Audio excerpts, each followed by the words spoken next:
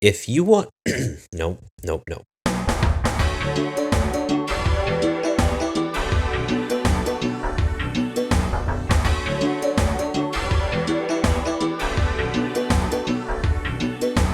If you want to become the best Pokemon battler in the world, you're gonna need a team of Pokemon. You're probably gonna want that to be the best team of Pokemon possible. But how can you go about making that team? And can any team of Pokemon ever really truly be the best team out there? On this podcast, we're gonna try and find answers to those questions. I'm Traylor, and I've been playing Pokemon VGC, which is short for Video Game Championships, the Double Battles official format from the Pokemon Company, and also the subject of this podcast, for 11 years, as of the time making this episode. Wolfe Glick is my co-host. He's gonna join us in just a bit, and he's been playing for the same amount of time, and he won Worlds in 2016. If you're not familiar with VGC battles, maybe you only know single battles, feel free to check out vgcguide.com, which I wrote alongside Wolfe and our friends Marisa and Aaron Zhang, and that's Introduction to Competitive Doubles. I'm making this podcast because I want more content out there about VGC that I find interesting, and is useful for me to learn and grow as a player, and my goal is to deliver content that is interesting to high-level players and beginner players alike.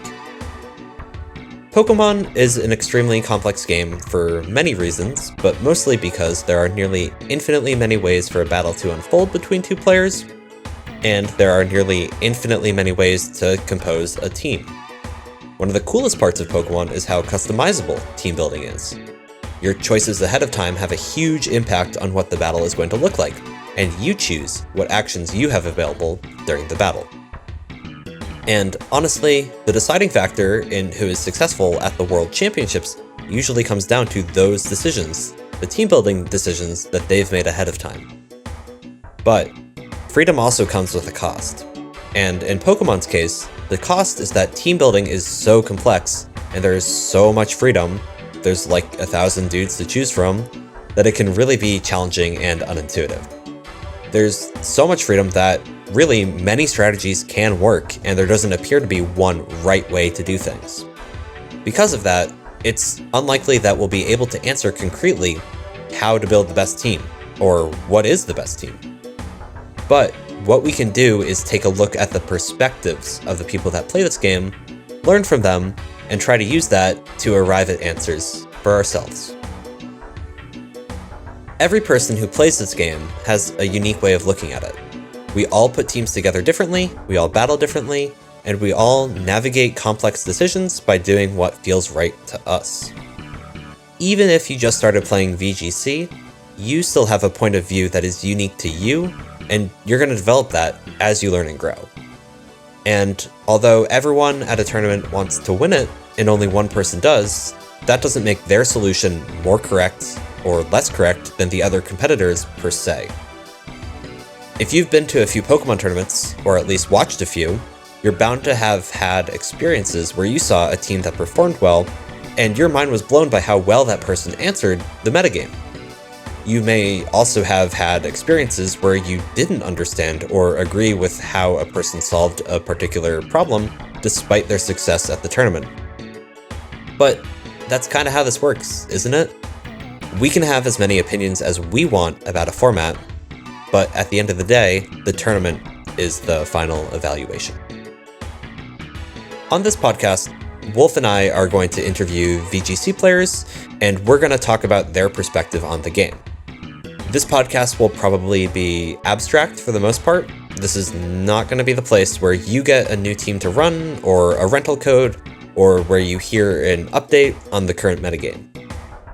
What I do want for you to get out of this podcast is learning about team building principles, the stuff that will help you across many formats and metagames throughout the year, or maybe even multiple years. Many of these players that we're going to be hearing from will have succeeded at tournaments, but I'm going to try and pull away from one specific success or one specific team to hear about their opinions throughout their career at large, because honestly, I think that's way more interesting. I'll try to ground what we're talking about in concrete examples and reference battles from YouTube as much as we can, but the main focus is going to be on the theory. I think, like, what I'm looking to take away from this podcast is that I want to find perspectives and points of discussion that maybe change how I think about VGC too. Of course, there are going to be things that I agree with or don't agree with, or there's going to be stuff I never considered. But, I'm not right about everything, neither are you, and I think I have a lot to learn from everyone. When you listen to this, I hope that you're going to be able to take away some good stuff too. With that said, I'd like to welcome you to Pokemon Perspectives.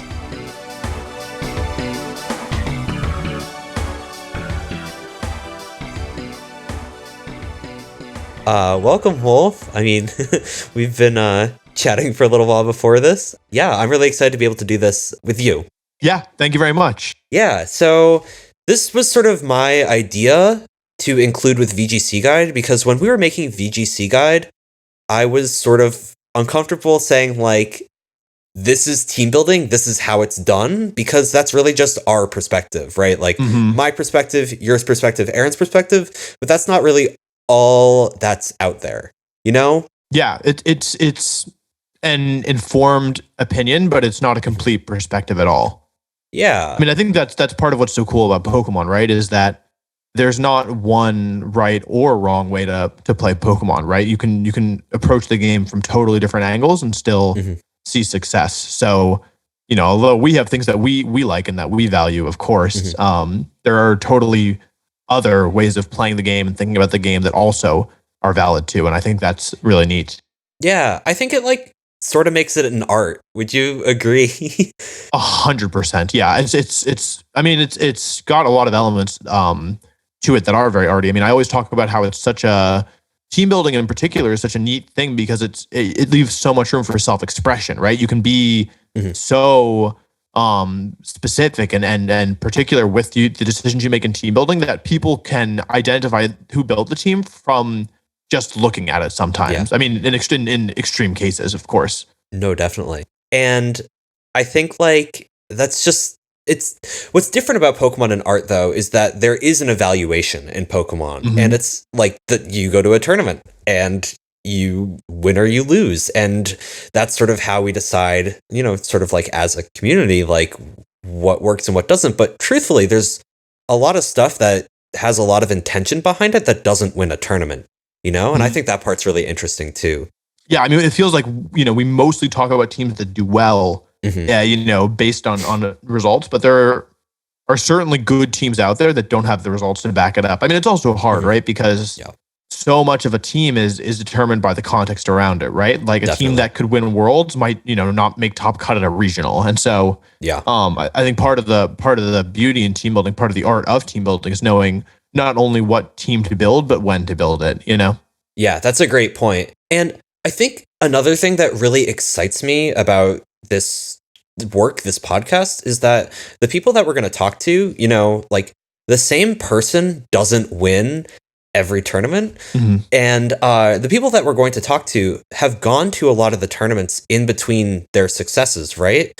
And that doesn't mean they weren't trying their hardest. That doesn't mean that something horrible happened to them. They tried something and it didn't work. And that's something that happens to every Pokemon player, especially if you stick around for a long time. And I think that learning about that process is super interesting too. Yeah, I think it's sometimes you can learn a lot more from honestly, most of the time from Pokemon, you can learn a lot more from a poor performance than from a good one. And I think it's interesting, because Pokemon is inherently a volatile game and because it's a game where, because you're always most players are using different teams across tournaments, it's a lot harder to be as consistent. Players in a game like, I don't know, chess or Super Smash Brothers, right? Once you reach a certain level of success, you're probably gonna be in that zone for a while, right? But a player could do extremely well, I don't know, win a regional or top cut a national or something, and then really struggle to get up to that peak again. And I think most players, all players have periods where their results are not matching their peaks. And I think seeing how players who do bounce back from that and who do go on to attain these impressive results again, I think looking at what they did in between is also really interesting personally. Yeah, I think that's a really great point. I just want to like, I want to poke at one of the things that you said. It's not like Super Smash Bros. Or chess, because I wanted to make that point too. You know, you have the highest profile of any VGC player, and partly because of your success. And when you open like a Pokemon stream and you see all the chat like, "Where's Wolf? Where's Wolf? Where's Wolf?"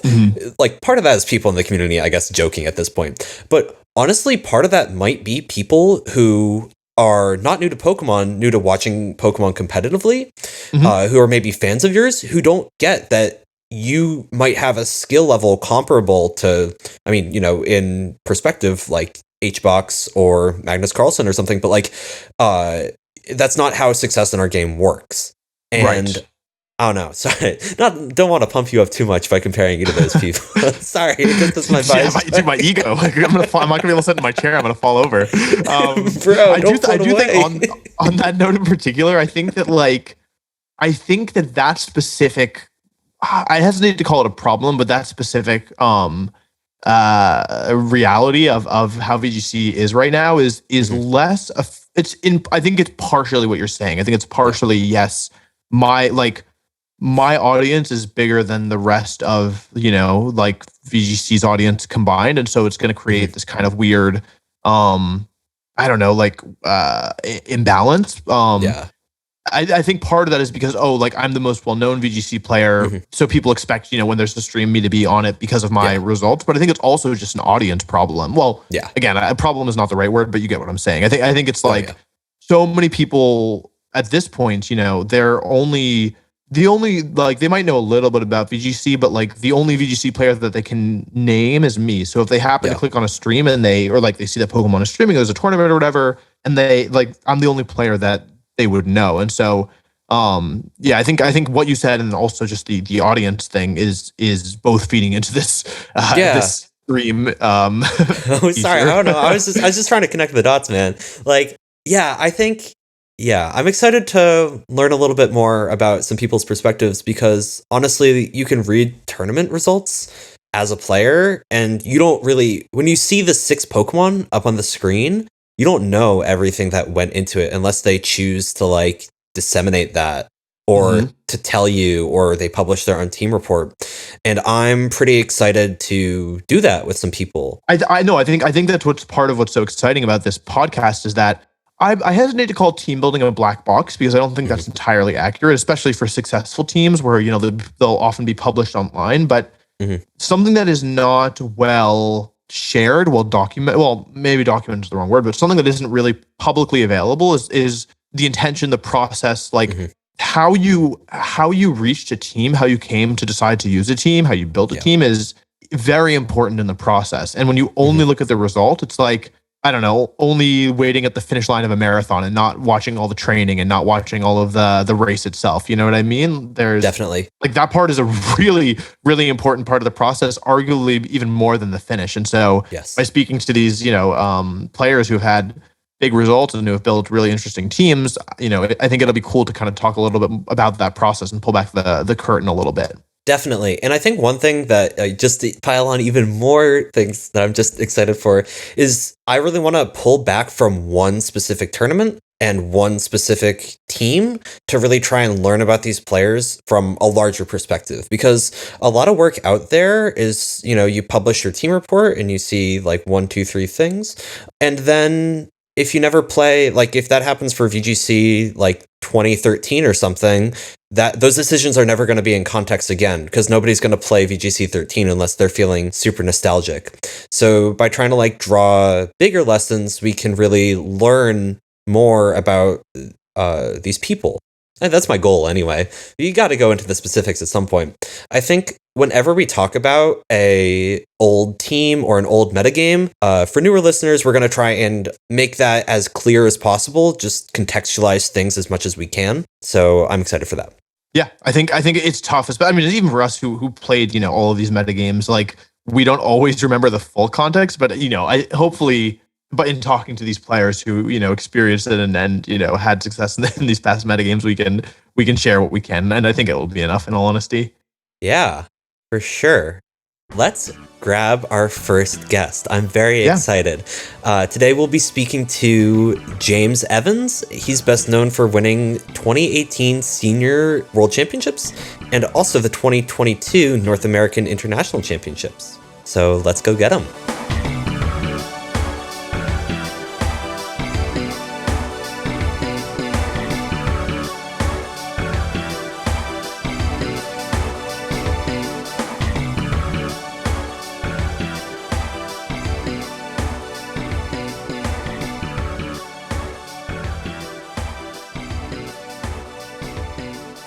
We've got James on the line. Welcome to the podcast, James. You're our first guest. How are you doing?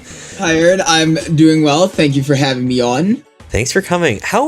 What grade are you in now?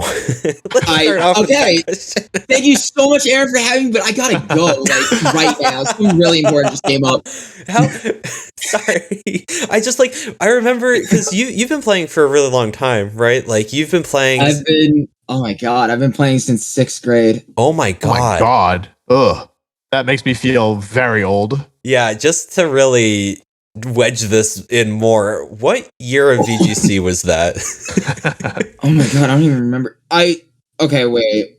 Let me think about this because I started playing. I started learning about VGC in 2014 because that's when I went to Worlds that year. Oh, sweet. So that was either probably end of sixth. It probably was end of 6th grade, and then I started 7th. Okay, sweet. Yeah, what was the first metagame that you sort of like remember playing and just building sort of like, crummy teams but you got into it? So yeah, I started learning about it in 2014. I didn't do much about it. 2015 comes around. I go to that Worlds too, and I'm like, oh, I should totally do this. And my parents are like, yeah, you can do it. And then my first format was 2016, which might be the worst starting format to ever play. Oh yeah.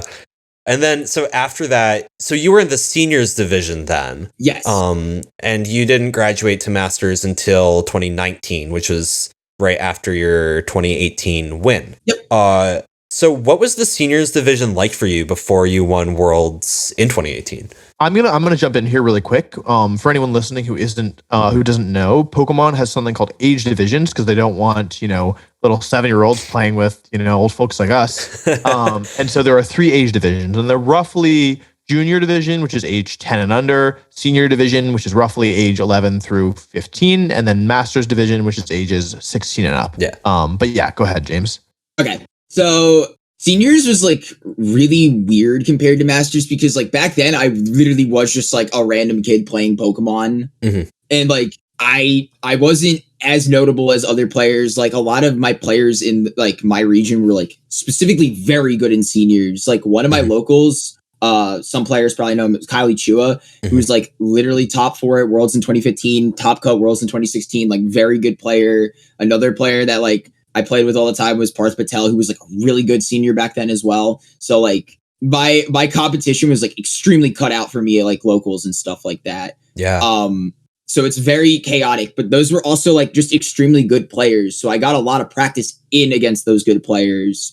But you also have a lot of just what people would call senior stuff, a lot of hyper offense. It was very hectic. It's realistically the only division you will ever expect to get counter teamed at majors. I had a lot of players counter teaming teams that I would bring to other majors, or just matchups that you would run into consistently. I'm pretty sure I can count the number of times with both my hands that I played Kylie at events or Parth at events, or just any of my friends in general, because we all were seniors around then. But it's just you play so many people, so you get kind of used to just seeing the same 5 names. So I was a senior in 2011, which was the first year of the seniors division, and that was my only seniors year.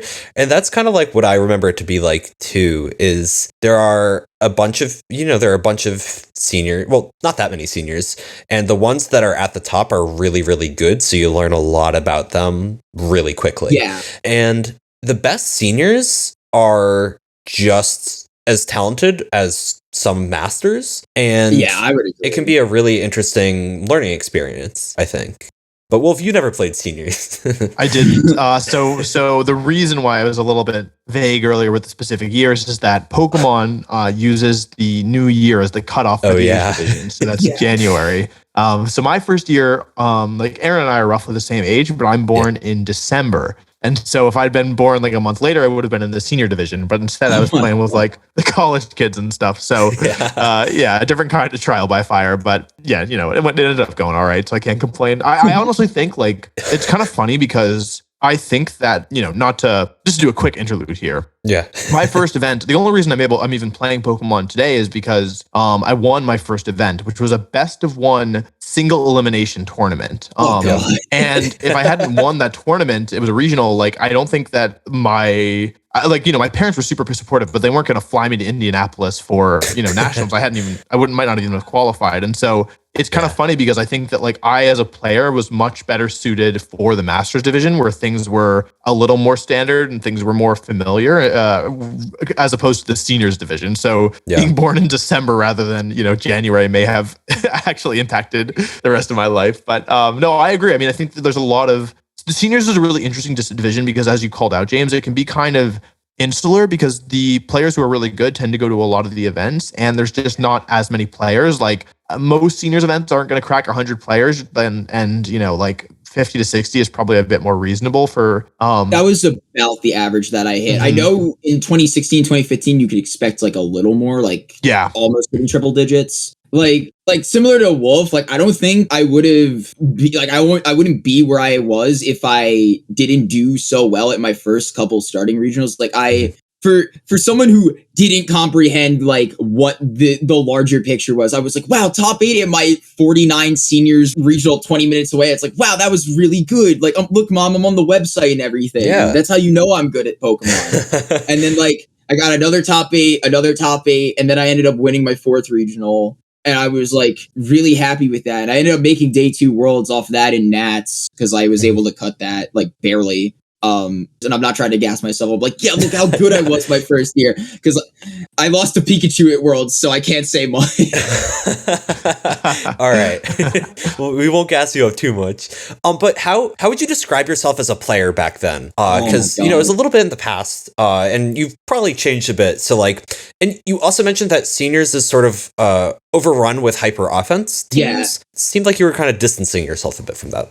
So when I started out, I kind of made myself notable as like, wow, look how goofy I am. Look at how like all these weird teams I can run. The team I ended up running in my first regional was like non-Mega Gengar in 2016 with like Crobat, Manectric came on top and dual primals.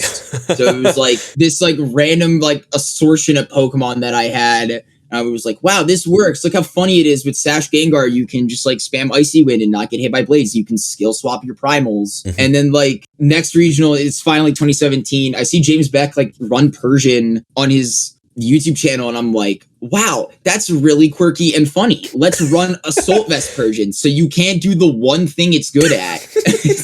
That's the parting shot, right? Yeah. It's parting shot. And like, it took me all of 2017 to learn that the hard way until I started actually using it like well again. But like I started using like these really off the wall like things at first, and I think it kind of helped me understand how to play the game in like this really weird and unorthodox way. Like when you're forced into like these weird scenarios and weird situations, you have to think over time to play like on the same level as someone using standard. Mm-hmm. And I think it overall helped me learn how to play the game correctly, how to make like reads and like be aggressive when your team is on the back foot, or like vice versa, like how to play safely. Mm-hmm. So when I did use standard, which was like later in 2017, I had this really good understanding of how the team not only played, but like how to play it defensively, how to play it aggressively, how to balance the modes really well. And then like when you start playing hyper offensive teams with something that's balanced, I'm like, okay, I've been in the other scenario before, so I know how this, like, they're going to play. I know how I would play too. Mm-hmm. And I think that's like an important thing, is that like people don't recognize like, okay, if I'm in their spot, what would I do? You kind of just think like, okay, he's going to do this and this and this because like he's X player. But like, you kind of just have to think like, okay, if I'm them, what would I do? And then you just approach it how you would approach it from the other end, if that makes any sense. That makes a ton of sense to me. Like, just imagine you're playing yourself. No, I think that that's a really, really important way. And I think that it sort of makes me think about how I approach hyper offense. Because I know, Wolfe, when you and I build together, we're sort of like never hyper, we don't want any part of that hyper offense nonsense. Like, well, what I will say is our Dallas team in 2020, that was a bit, so we should probably clarify. So we're talking about hyper offense a lot here, but maybe viewers don't, or maybe listeners don't know what that means. So in order to kind of like classify teams, competitive players have gotten into the habit of kind of lumping teams that function in a similar way, play in a similar way into different categories. So the general categories are like hyper offense, which is a team with, as you might expect, a lot of offensive potential and not a lot of defensive potential. So these are teams that like they're going to either overwhelm you very quickly or they're going to lose. Pokemon like Calyrex Shadow can be like a hyper offensive Pokemon. It's basically anything fast and strong that has a lot of damage output and a team without like a really defensive backbone. Then there's like bulky offense, I guess, is the good stuff. It's sometimes called as like the kind of middle ground play style between the really aggressive stuff and the more defensive stuff. And then there is hyper defense or just defense in general, which is the other end of the spectrum. So most teams that do well tend to fall into the bulky offense category, but there's of course exceptions as there is with anything else. Like to say I've only used like balanced teams or like I'm just good with balanced teams like wrong because like I do test with a lot of hyper offense and like those kind of boil into or like those devolve into teams that I eventually bring. Like a lot of my online practice was with hyper offense.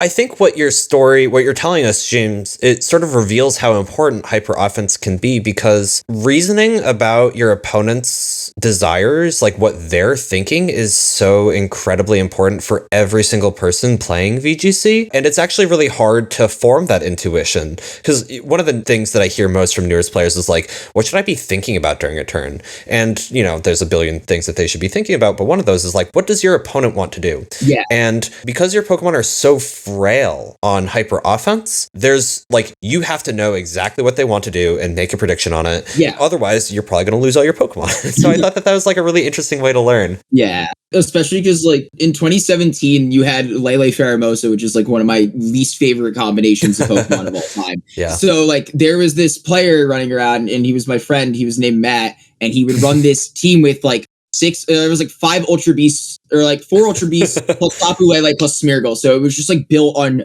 like gunning something down and then just boosting up and like knocking everything out. Wow. So like when you play something like that every single tournament and like your team has a negative matchup into that, you have to constantly be thinking like, okay, because people can just say it's a 50-50 and sometimes it does devolve into that, but you have to think specifically, okay, what are they going to like go for? And sometimes you just have to take that risk. Like sometimes you just have to blindly assume that, but it's better to come to that reason like naturally by yourself. Like you come to that reason because you think that's going to happen rather than just like, okay, I'm going to click the buttons to see how they work out. Absolutely. I think like when you say 50-50, I've sort of like struggled to define what a 50-50 is for myself. I think the definition I'm most okay with at this point in time is like both players recognize that there are 2 options and then reason about both of them.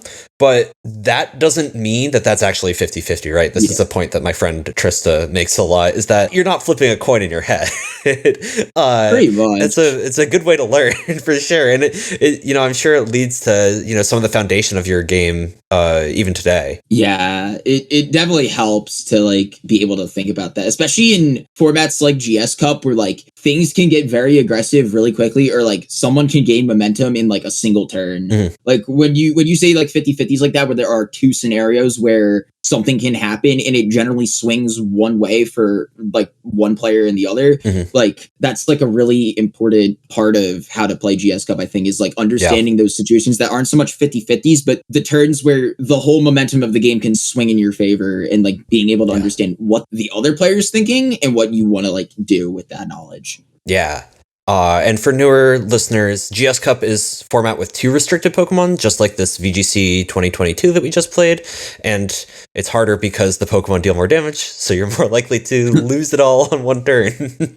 So leading up to Worlds 2018, did you do anything differently? Sort of like you mentioned that you got your day 2 invite, you did great at a couple regionals. Did you do anything differently building up to Worlds 2018, or did you stick to your sort of foundation? So I love telling this story because it's probably like my favorite like coincidental story in Pokemon ever. So like when people ask me, it's like, oh, how did 2018 Worlds go for you? There's part of my brain that's like, say horrible, because it went horrible for like 90% of the prep. It's the only tournament I can think of where like it's definitely the most unique approach I've ever had to a tournament, and it might also just be because I don't think I was completely there the entire time, because like 90% of my prep was literally practice online until like 5 a.m., go to sleep, wake up at 2 p.m. in the afternoon, watch NAIC, watch regional replays, like do anything that's not prep with the team that I ended up bringing. Like I tested a ton of other teams that were built completely differently than the one I ended up bringing. The team that I was going to bring was just like in a Charizard Y composition that was like the 6 most standard Pokemon in the format: Landorus, Porygon 2, Tyranitar, Amoonguss, Tapu Koko, Charizard. It was completely different than anything I was bringing, or like I should have brought and I ended up bringing. And the only reason I changed it like last minute was just like I didn't feel confident in it at all. I didn't feel confident with anything I was testing. Wow. So like my friend group just came to the decision, and we were like, okay, we're gonna, instead of going 1-3 with something you're absolutely terrible at, you might as well go 1-3 with something you know, because then you know you at least played to the best of your ability, and like you just played bad sometimes. Like, okay, well, I don't want to feel bad about the team, so feel bad in the player.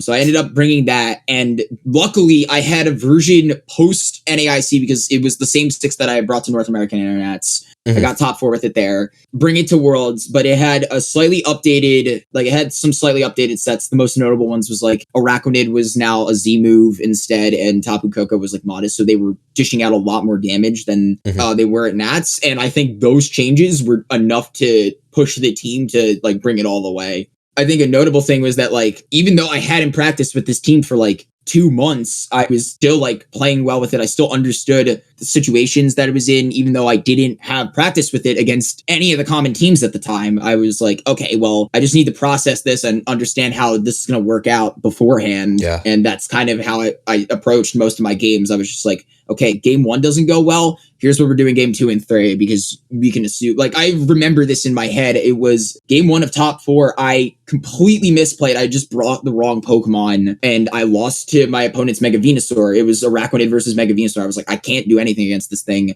I need to bring Gardevoir. And I immediately assumed, I was like, okay, he's not going to bring Venusaur. He's going to bring Mega Metagross instead. And with context, my opponent's team was Tapu Koko, Metagross, Venusaur, Incin, Porygon 2, Araquanid, which was like another standard composition. We had 4 of the same 6, so I was like, okay, I know something like similar ideas what he's going to do, but I knew just from like the get-go, he was going to bring Metagross because he knew I was going to bring Gardevoir, and I just immediately adapted for Metagross on lead. Did you bring Araquanid again? I did not. I would have done that. Araquanid was like only good in 2 sets, but like also those 2 sets it won like single-handedly. So overall, it was a really risky approach, not how I generally tackle events. Like last minute, let's change our team to do this because why not? Might as well like go out with a bang. It's the only tournament I can think of where I've ever done anything like that, where I've just approached it so haphazardly, like, okay, well, we're just doing this and we're going to go with it because at this point I have no other options. And the other option is, wow, now I feel terrible about my team and I did bad. So might as well just run something I'm good with. Huh. When you say last minute, James, like how close to Worlds did you make the call? So like last minute can mean like a week, or it can mean like it was, oh my God. In line. Try like 2 a.m. Oh no. Day 2. It was like, oh my God. That it was like my dad was like, you got to get back to the hotel room now. It is 1:30 in the morning. I'm like, I need another hour to like sort this out because I don't know what I'm bringing tomorrow. Oh my God. I would be so mad if I were your dad. My dad was mad. I was like stressed out, but like afterwards I was like, well, guess I was wrong. Oh my God. Oh, what a story. That's awesome. So you've posted a team report in the past. Yeah. You won Worlds. You've told us a lot about must have been awesome. That was never an experience I or my friends had in the senior division. So, a little jealous. But then in 2019, you just became a master and you went from being like the guy to being the guy, but also one person in a sea of masters, right? And so what was that adjustment like? And like, what was the hardest part about adjusting, I think is my big question. Oh, that's a difficult question. So like when I was in seniors, I didn't think that highly of myself to begin with. Even with like an internats went under my belt between that and like before Worlds, I was like, okay, I'm just like a good player. Like I didn't think I was the best player in the world or even in North America at the time, even though like my friends were like, you're really good. I was just like, I don't know, guys. Like, I feel like I'm fine, but like, I don't know. So like when I transferred over to Masters, I immediately knew I was like, okay, I'm like the guy people are going to say like, oh yeah, he won Worlds. So like, watch out for him, but I'm not going to be like that guy. Like you got to be scared about, like, you just know what I've done. You respect the title. So like I still have some learning to do. And I tried to approach it very similarly, at least like later on. But early on, I was like, okay, I need to find ways to approach masters because like it's not like seniors. You gotta think about it differently. And I just kept thinking to myself, like, okay, use meta teams, like try things out, like do things that are different than seniors. And then over time, I kind of realized, I'm like, wait, this is not really working out. Like I got a couple of regional cuts with it under my belt, but I realized when I played like I did a senior, like in the same mentality, it was like, bring things you're comfortable with, bring things that you like using. And I say that strictly in the sense that like bring teams that you like using, bring teams that you feel comfortable with. Because like there are teams in Ultra Series and in Sun Series that I cut with that I would call good, that I liked using, but nothing that really evolved with my playstyle over time. Moon Series, on the other hand, was a format that I brought the same team to multiple times over regionals. So I started out with this Zerni Lunala team that I brought to Collinsville. I got 10th with it. And I took away, I was like, okay, this team's good. I think it just needs a little more practice though. I brought that team 2 weeks later to Toronto regionals, top 4 there. And I was like, okay, this team feels fantastic. I'm doing well at locals with it. I'm doing well at majors with it. And I think that's just like an important part of adjusting to anything in general, is that like earlier parts of your life can be used to kind of understand, like you look back and you kind of can take advice from yourself. So like my lesson was basically just do the things that you've been doing because you did them good to begin with. That's like kind of like a very simple way to put it. I think what made me a strong player in seniors is also what made me a strong player in masters. I was able to just perform consistently with the same things and evolve them over time to not so much match like the meta, but match more what I wanted out of my team. I'm really grateful to hear that answer. I think that's a really thoughtful way of looking at it. I just want to poke at that a little bit more.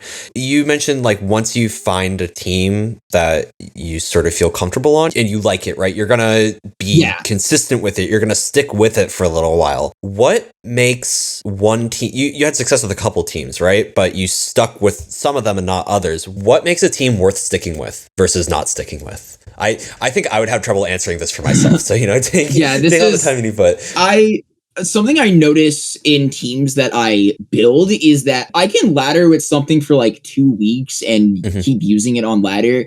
I will kind of realize I'm like, okay, this just isn't doing it. It's working as in like I can win with it. I can play well with it, but it's not clicking. Like there's something here that's missing. And I think when I build a team, like I can't, because a lot of my prep starts with throw 6 Pokemon in the builder, like especially if I don't know what I want out of something yet. I'll throw 6 Pokemon in the builder that look funny and I'll be like, okay, let's prep with this.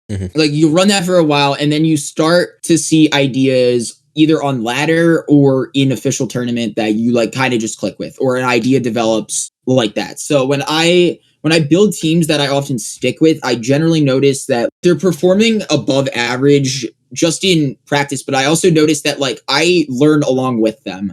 I think when I learn along with a team, I feel like I understand it better, which is like really weird and abstract, but it's like when I build a team, like, because generally it's not going to be the same 6 Pokemon throughout the entire build. You evolve the team over time. Some Pokemon are just going to naturally filter in and out. Yeah. So when you start with something, I'm like, okay, this concept is really good, but it's not on the right Pokemon yet, or like the right 6. And I'll try and take that concept and adapt it over time. So like one of the examples I think is like when I built my Nats team this year, it was built on this idea, this foundation of like, we're gonna build Sun that beats Sun, but also Chongju Ping just won this regional with Rinya's Sun that counters Sun. So here's Sun that counters Sun that counters Sun. And it will be, we're going to outrun everything with Whimsicott. We're going to ignore Charizard's Charty Berry with Unnerve on Calyrex. And we're going to Ancient Power it with our Charizard, or like Max Rockfall it with my Groudon. And it was this really like not very solid idea on paper, but it ended up working out really well in practice. I got very high up with the like original version of the team, but it kind of hit like a logical ceiling. And I was like, okay, I don't know where to go with this next, because I thought Whimsicott was necessary. I thought that speed control was necessary. I thought having Charizard, it was just so aggressive. I thought it was like, okay, it's so powerful. Nothing else is going to fill this slot because nothing's this aggressive by nature. Nothing's this easy to just click a button with and wow, something's gone, or you set up damage over time. So I ended up, weirdly enough, I just started practicing with other teams, like just completely 6 different Pokemon, because I think a very important part of building is kind of opening your eyes to other ideas or seeing how certain concepts play out without forcing yourself to play with like combining them and being like, okay, no, this doesn't work, back to the drawing board. One of the most notable parts of my team, I think, was adding Venusaur, which was a Pokemon that I added over Whimsicott. And that took a while to decide, but it was on a completely different build of Pokemon. It was like on a hard Trick Room team that had Calyrex Ice on it and everything. It just so happened to have Groudon, but I noticed, I'm like, okay, I really like these concepts that Venusaur adds. How do I translate that over now to the other team? Because I like that concept. I like this concept. Now, how do I merge them together so they function equally? Right. Sort of, Frankensteining the goals of the two different. Pretty much. I want to really quickly, just by the way, because I think the original question was Aaron was asking you about like, okay, how do you decide which team you stick with? And what I really liked about your answer was something that I think is really difficult, especially for newer players. Which to me, it sounds like the short version of the answer is intuition or feel or like like it because that's what I would say. Like I stick with I will pay a lot of attention to how a team feels to use, and that's something that's hard to convey. Like if you're a new player and you're listening to this podcast and you're like, okay, well, like how do I know how a team feels? But I think it comes down to intuition and it's something you build with experience. Yeah. Like it's very easy to put the most 6 meta Pokemon in the builder and deduct by reason, like, okay, other players perform consistently with it. That should be enough reason for me to use it because it's consistent. And in my head, I'm like, no, that's not really how it works. To me, at least, I'm like, in my head, I can't do that. I just can't throw the 6 most common Pokemon in the builder. I can't put Rinya's Sun together and function with it perfectly. It's just not how I play. So I took the time and like, I liked the idea of Rinya's Sun. I just needed to translate it over to my Rinya's Sun, basically. James' son. Heck yeah. Get that name on it. Name brand. Pretty much. I like that. Apologies if I ran on for a little bit. No. I was like, I pretty much just answered the question initially, and I was just like, here, let me add all these paragraphs to it. You need to understand that this is perfect. And also use like some of the questions that I had later on. So like, don't even worry about it. But like, I think how I sort of interpret your answer is like, for me, the intention behind putting stuff on a team really matters. And when you're describing your process, I wanted to knock out Charizard with Max Rockfall, through Charty Berry with Unnerve using Ancient Power. Those are all things that you really intended to do when you set out and you built your team. And when you just throw the 6 meta Pokemon together, there's no rhyme or reason. You're just doing it because you think it's good. And so you come off to me as very intentional in how you go about, like, it's an active process. It's not you're just sort of like sitting there clicking the button, like trying to win games with the ladder. No, you're evaluating your team as you go. You have some goals. You see whether they pan out or not. And I think that's cool to hear about from your perspective. I think one of like the biggest pitfalls a lot of players fall into, like even new or old, is like you will see your team lose. And you'll see that rating go down. And you're like, okay, this is bad. I played bad, yada, yada, like team sucks or something like that. My NAIC team didn't make it like past 1700 on the ladder. Yeah. Like the final version didn't make it past 1700 on the ladder. The last game I played with it on Showdown before Milwaukee and Nats was like versus Eternatus Yveltal. And like I was just clicking Sleep Powder and I was like, okay, cool, we're good to go. Like it was something that was completely out of reason. I was just like, all right, cool, feel good with the team, let's rock it. Like, but there were a lot of games that I just ended up losing, like because I played badly or something like that. And I kind of just reduced it down. I'm like, okay, well, I'm losing, but it's against meta teams. So it's still winning because an important part of ladder is just practice. And if you think about it just that way, if you think every game you lose is like, oh man, this team sucks or something like that. Like sometimes it is, but like most of the time it's just, you're just learning. And if you learn those matchups beforehand, before you have to play them in an actual tournament, it's always going to be worth it to lose it there instead of then. Yeah, I absolutely agree. A lot of my process, like Torn Ogre was a matchup that I lost like 9 out of 10 times on ladder or like online. But in tournament, I think I'm like 3 for 3 on it. Yeah. That's impressive, honestly. Yeah, I mean, you won the finals. I always say you have to lose before you can win. That's basically how I saw it like that for myself. I'm the same way in that when I'm just at my natural progression, I never hit high parts of the ladder, but I like to be really thoughtful about my matchups. I don't know if there's a right way to ladder or a wrong way, but I think that going about it with that much intention is certainly you're going to get the most mileage out of it. I think it's just very like, because ladder is easy to just kind of click buttons and like think of the most basic play, but like even when I do that, like when you have like a certain line into the matchup, like I'm always thinking like, okay, the opponent could do this or the opponent could do that. Those are just different variables you have to take into account, like when playing. And like those are equally as important when you take them into account in like real life tournament play. Definitely. There's always the possibility that a player, like when you play Torn Ogre, they could just straight up max the Tornadus, and then you have a problem on your hands. Because I encountered that a lot on ladder. But when I played it in tournament, it was always in the back of my head, they could do this, but it's also game 1 of 3. You only need to win 2 of 3. So that was just like an important mentality. It's like never count it out entirely, but just know like what variables have changed, what variables are the same.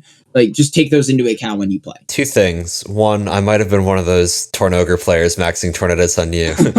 And second, I thought I could be remembering this finals wrong, but there's one point in the finals where I really, really wanted Gabriel to max Tornadus on turn 3. I remember that. I remember being in the audience being like, do it. Like me and evil Kermit. It was, so I had, like, my lines into that matchup were just like, okay, click fake out Astral Barrage because you gotta. I mentioned it in my interview. It's just a game of resources. If I knock out his things faster than he can mine, I'm in a good spot.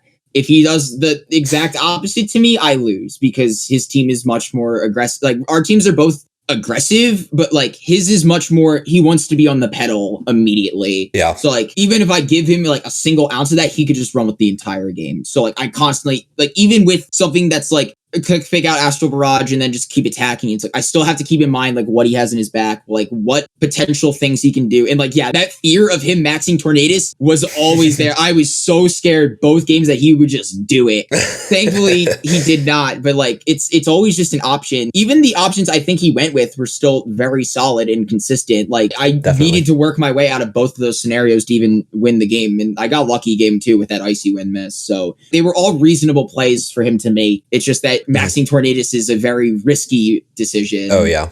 But it's also very rewarding if it works out. I wanna pull back a little bit from NAIC, just go back to the broader picture a bit. All right. You gave a more in-depth version of your NAIC team report on Audie's channel, and I can link that and the finals in the description of this podcast. Go check them out. Check them out, yeah. You won NAIC in 2022. But that's a long way away from your Worlds win in 2018. There were 2.5 years of pandemic. There was not really tournaments. There were a couple Players' Cups, but like you might have not really, I don't know. Players' Cups are did all right. You did all right. I did less than all right. But there's a time gap. So like, of course, you've learned and grown a lot between those 2 points, between 2018 and 2022. But did you do anything major to change your thought process, or did anything big happen during that time? First off, I just want to point out we're like both talking about how we did bad in Players' Cups, and Wolfe's just over here with his like champagne glass in the corner, like next to the campfire. Oh, the irony! You boys make me laugh. Well, let's not talk about NAIC. Yeah. Oh man. But like, I think one of the most important things that like I kind of took away from online was that I took a lot of breaks between tournaments, between just like sitting around. Like there were a couple formats I played. I played a bit of Series 8. I played a bit of Series 7. But I kind of realized after a while, I was like, I'm not really digging any of these formats. And there's like not really a reason to play besides Players' Cups and some online tours. Eventually, after a while, I just started like not playing the game. which is like a really weird thing to say in a Pokemon podcast. Like everyone's asking for advice. I'm like, yeah, I just didn't play the game for like a while. But funnily enough, it really did help. It was understanding like the game's always going to be here. You don't need to grind it. Like that fear of missing out is, I think, like a very big part of Pokemon that like a lot of people don't talk about is like, you're not going to a regional. Like, wow, man, you're missing out. Check out all this CP you could have earned. Check out these prizes. Like, but it's like, I kind of just took a break and I started just doing other hobbies and stuff. I understood like, okay, the game's always going to be here to play if I want to go back and play it. Like, I'm not completely out of the loop. I have friends that still play it. I'm still like active online. I still see what's going down. So when like Series 10 rolled around, I just didn't play at all. I didn't play for like 4 months. Like between Players Cup 4 and December of that year, I just didn't play at all. But it was, I was always like commenting, I'm like, all right, when I want to come back, I'll come back and I'll play the game. Yeah. And I think I really just proved to myself, like that was just a very healthy way to approach it. Between like NAIC and Worlds, like you just said, there was one tour that I ended up winning, and it was the Brilliant Diamond Shining Pearl Victory Road Tournament. Like the one tournament for a format that was like completely off to the side, but it was just like, okay, this seems really fun. I'll take part in it. I literally decided to play in it like last minute. I was like, okay, it seems fun. I have a team that I like. Let's roll. Like, let's just see how I do. I end up cutting it and I ended up winning it. And I was like, okay, like I feel great. Like I feel like I didn't skip a beat at all. And then Series 12 was announced and I was like, okay, I hate this conceptually. See you guys in 6 months. But like I took a break then too. And I think it also worked out really well. I just did other hobbies. I did school and stuff. And then I came back and I was just ready to like, okay, meta's developed a bit. What do we got here? Let's see what I can like build at first. And then I think it kind of just evolved into NAIC stuff, etc. I wouldn't be saying much that I haven't already said before. You know, Wolfe and I are huge proponents of the take breaks philosophy. That's the only reason that this has even been planned out. You know, if there was a regional last weekend, we wouldn't be here talking. Like, I just think it's so important to like take time off. You know, especially if you're a newer player and you're like, there's this big world of VGC out there. How do I get involved in it? I know I'll play 2 million games. Like at some point you do need that foundation, right? You do need to like grind it out. Misery builds character. Yeah, it certainly does. And it builds prediction skills. When you're one of those players who's like going to a lot of like considering going to every tournament, taking breaks is just very important because like you said, there will always be a meta. There will always be something to play. Like, it's not going anywhere. I valued that a lot, especially because it was online. So I like, for some people, it was very important. For me, though, I was just like, okay, like, whatever. I'm just chill. I'm just James. I'm doing my thing. Like, I just wanted to jump in and say that I think taking breaks is like essential. I mean, I've seen a lot of players like with, you know, the way the circuit works and really rewarding people who just like grind all the time. But that'll like, that can definitely do well for a season or maybe 2. But it's just, in my experience, having watched a lot of players do that, it feels like it really takes away from your enjoyment of the game because it becomes like a chore, you know what I mean? And it's like, it's harder to focus on the enjoyment of the game when you're so tied to your results as well. The beginning of 2019 was like really bad for me when I did that because I was chasing Travel Award, like going to every single tournament, every single event. And eventually, just after a while, I was like, I can't do this anymore. Because it was like, hey, you going down to Daytona the week of Thanksgiving to play in a 30-man regional? I was like, I can't do that. Yeah. Oh my God. No, you're totally right. You know, it's funny because you like, I'm just imagining like you, like 18 years old, looking at yourself in the mirror. I know. What am I doing with my life? It was a nightmare. I bubbled the Travel Award at 9. So it was like an extreme gut punch, but it was like, I'm glad I took the end of it off though, because I don't think I would be in the same position I was if I had just kept grinding it out. Like understanding that like just taking breaks it is super key. Yeah. Literally, I joked with people. I was like, here's my master plan on how I'm going to win everything in 2022. Everyone's going to play the online part of it. They're going to be burnt out by the time events come back, and then I'll just win everything. It's simple. And then it accidentally happened. I was like, wow. Did I do that? Did I do that? It really was that easy. So was there ever a time when you thought you built a really good team and it just did not pan out at all? Okay. I know this answer. Collinsville Regionals 2020. It was. Oh, yeah. I started 4-0. I was like, I'm on the hottest streak of my life. 0-3 next 3 games. I was like, no. oh man. I thought the team I had brought was great. It was fundamentally great. It was built off the same thing. I was like rocking the Dallas regionals. I was rocking the locals and winning. I was like, I feel great with this. I adapted some of the things that I thought were wrong, and then I forgot Dynamax candies. Oh no. That's a bummer. Tragic. Yeah, you Dynamax your Rotom Heat expecting to live the max rockfall from Durant, and then you don't. Gosh. It sucked. It was like really bad. I thought I was terrible at the game. I was like, oh my God, what am I doing here? I thought I was like, okay, I finally adapted the team to just be like perfect. Let's run it. And then oops, nope. Although I would blame that more on me just not paying attention beforehand. But like that was a really bad way to end off live events before everything happened. But it happens. So yeah, there's just so many things to remember. You know, that sort of thing is the same thing as forgetting a turn of Tailwind, right? There's just so many things that keep in your memory about Pokemon that I find it really hard to blame myself when something like that goes wrong. It's just like silly mistake. Like I'll do better next time. Yeah. Do you treat Worlds? So you've played at all levels of events, but do you treat the World Championships differently than like regionals from a building perspective? We just talked about Collinsville. You had something you're super confident in. Like imagine like, I don't know, Worlds was in a few months out from that sort of thing. How would you sort of change your thought process? So this is coming from a dude who has never done historically well at Worlds besides the one he ended up with. Besides winning. Yeah, besides winning, every other Worlds has been like a dud. Other than the World Championships, I won the rest. Yeah. Like, all right. I think I've always kind of like looked back at my thought process in retrospect. So I guess if you wanted to take any of them into consideration, my 2018 one would be the one that I would recommend. But the way I look at Worlds has always been like kind of different as I evolve as a player. But I think the best way to look at it is it's just another tournament. Play it like you would any other tournament. Obviously, that's not 100% true, but I think it's a good way to mentally prepare yourself. I feel like a lot of people stress over the fact that it is Worlds. It is the ultimate event of the season. There's a lot that can go wrong. There's a lot that will go wrong probably, but you are an individual player. You are building for this tournament like everyone else. So it's in retrospect, it's just another tournament. And if you think about it that way, I think that removes a lot of the stress.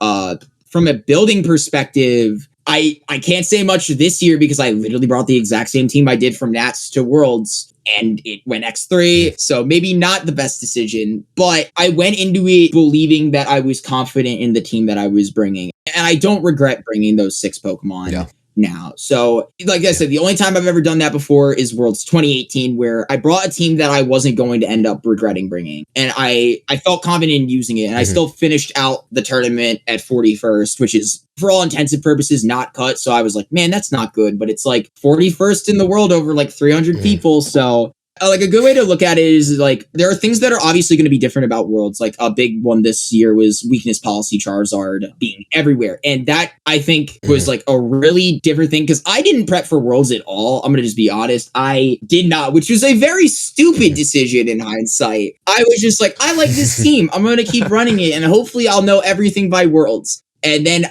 the week before Worlds, I'm like, everyone's talking about weakness policy Zard. I'm like, please don't let this be a thing. Please don't let it be real. And then it was real. It's hard to call those sorts of things beforehand. Like, you know, read the pulse of the room, like what people are talking about. Yeah. You went X3 at Worlds on day 2, and I think that's a pretty great result. You know, I think the 3 of us, we're sitting here, we're pretty privileged across our histories, our lives, but a lot of people out there would give an arm just to play in Worlds day 1, just to play in Worlds day 2. And, you know, I went X3 on Worlds day 1, so I had a little bit of a different tournament than you did. But I think, like, you're also a hungry person, right? Like, across all this time talking, like, you want to be out there winning these games. And I think that, like, you know, both sides of that perspective are both super valid. But, like, I also think that prep is interesting. It sort of, like, reminds me of what you've talked about the rest of our time together is you've done something. Oh, man, I did it well. I'm going to keep doing this thing that I do well. Yeah. Well. And I think that that's also a good perspective. It's something that, like, I've definitely grown accustomed to is, like, okay, you're doing good. Keep doing good. Don't expect to, like, do bad, but also, like, don't expect to do superb. So that was something that, like, I'm bummed out about Worlds in retrospect. I wish I could have done better. I know I could have done better, but that's not to take away, like, it's easy to be bummed out and feel regret over it. I know a lot of top players who will be like, I didn't cut this tournament I want to do better. I feel like crap. But one of the things I started to take away from events, especially this year, was like Secaucus Regionals. I bubbled and I was like, man, that sucks. But one of the main takeaways I took away from that was like, my team feels incredible. I know this team can do well. I just need to put more time into it. And then it ended up doing well. Like, I took away things from that experience, even if I didn't do particularly what other players would call well. I was like, first tournament back, can't argue with that. That's good. Like, that's progress that I'm making.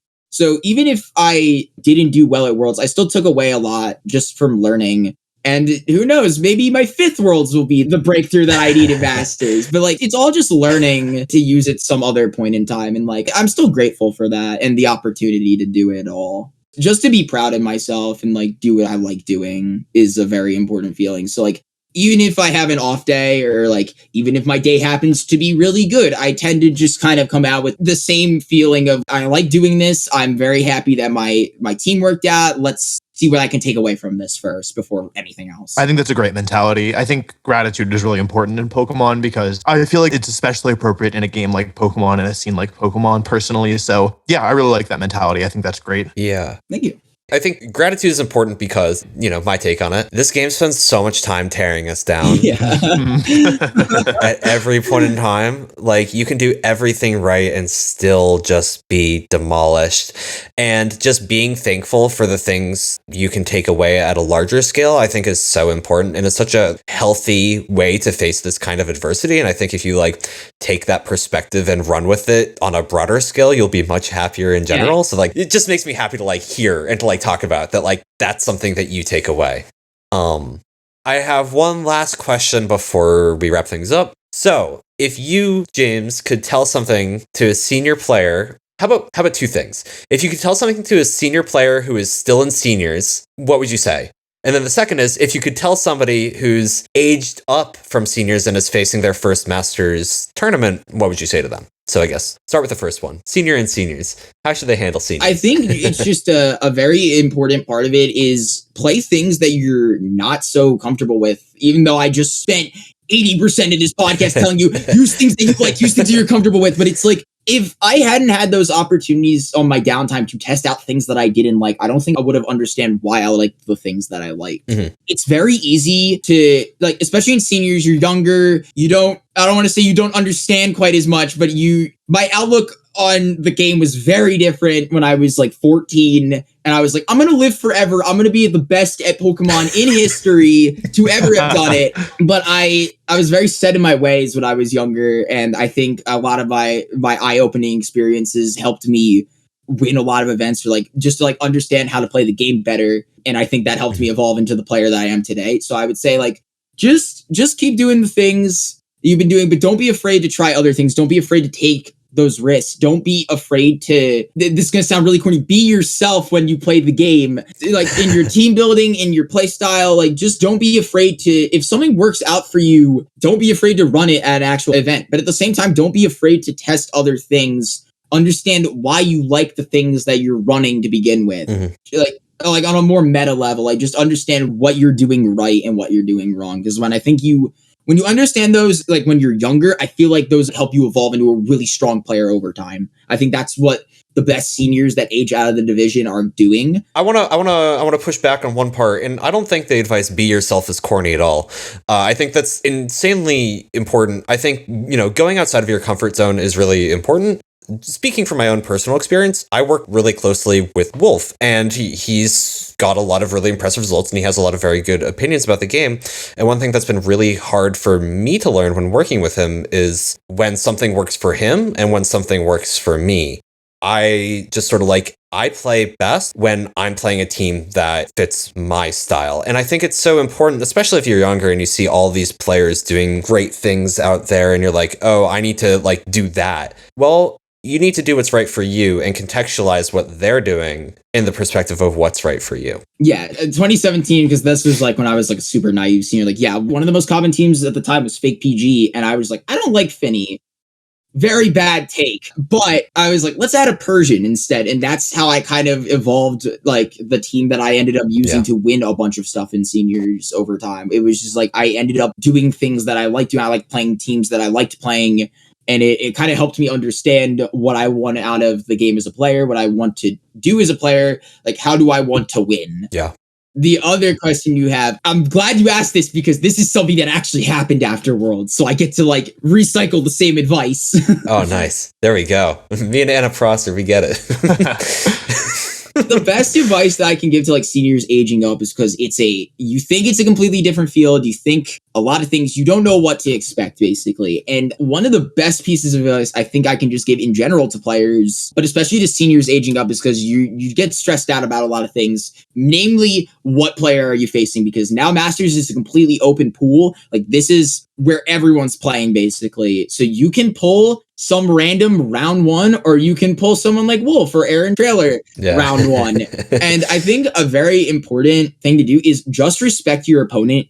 Like you can respect your opponent, respect them an equal amount as you would any other player, because you can pull anyone round one. But also the matchup can be anything. Like it can go any way possible. Pokemon is a game with so many variables that like if you doubt your opponent or you overrate your opponent, you could play completely differently. So I think a very important thing to do is just play like you normally would. Yeah. I think it's a lot of mentality, like just being positive, being respectful, things like that.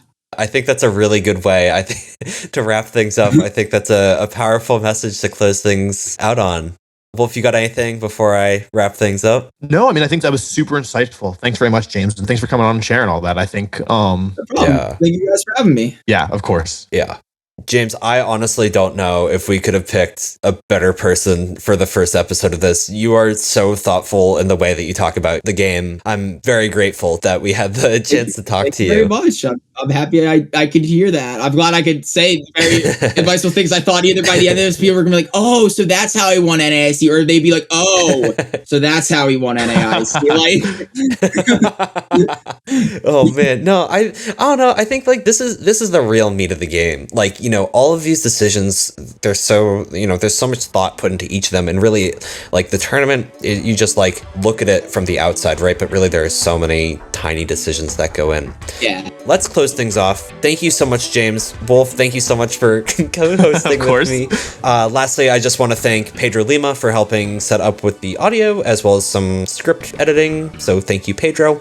We'd also like to thank Eyeliner for the use of their song Toy Dog.